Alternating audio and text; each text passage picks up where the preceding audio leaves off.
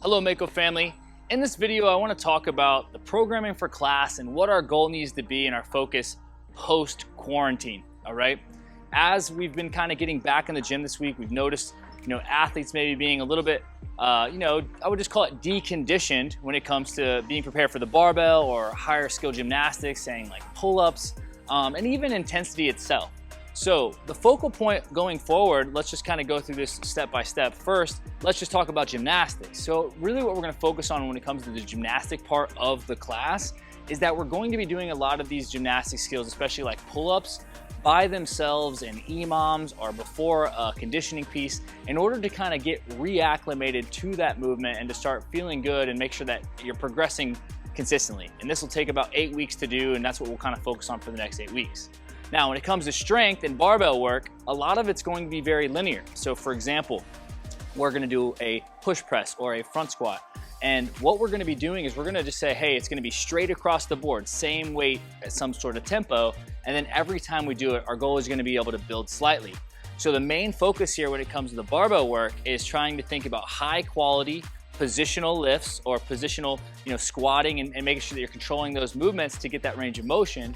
And that's the focus. So quality range of motion, and then we're gonna build slowly. And by the end of it, we'll be able to kind of get back into those higher skill movements. Now, when it comes to barbell skill specifically, saying power cleans and snatches and things like that, we are gonna start breaking those down by themselves, and it'll be in a very controlled manner, whether it's the high hang or hang position for the snatch or the clean. And the goal there, again, is going to be able to start moving well and get back to keeping that bar path nice and smooth. And then we'll progress that into getting into those higher intensity pieces where it's mixed with other things.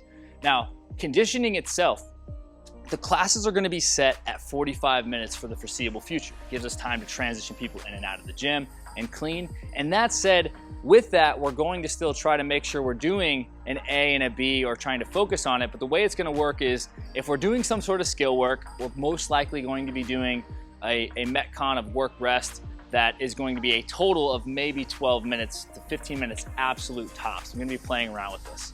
And on these days, the metabolic conditioning pieces will be very high intensity, whether it'll be a short sprint workout or we're gonna try to push the intensity and then rest a little bit and repeat, or it'll be kind of a longer, steadier piece where we're gonna focus mostly on just movement pairing. So it might be an EMOM where we're doing something that's very focused on, say we squatted, we're gonna do something that's very hamstring, glute, and lower back driven, the posterior chain, but it's gonna be under a quality focus.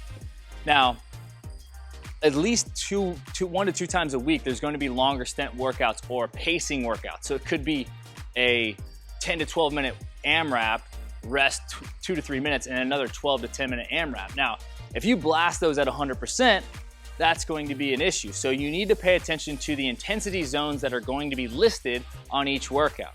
Our main thing here is learning how to move steady and extending out our ability to move at a steady pace, right? Without going too fast and running things to say it is a 12-minute AMRAP as if we were going to do that for over an hour. That's kind of what the paces are. So, and each workout will have these pacing goals, and I really suggest that you kind of follow along with those and ask any questions accordingly. If you have a heart rate monitor, we're gonna toss some heart rate zone stuff in there, and if you have questions on heart rate zone training, that is something I could speak to you more directly.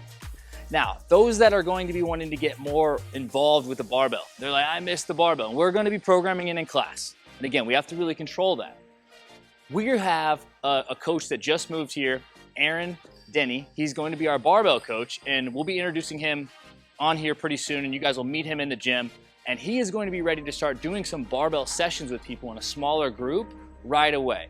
And a lot of that stuff will be happening either in the early morning before 8 a.m. or after 5:30 p.m. And that is mostly to try to keep the volume of the people in here down, as well as trying to make sure that we're still pleasing our neighbors, because we need to do that at this time.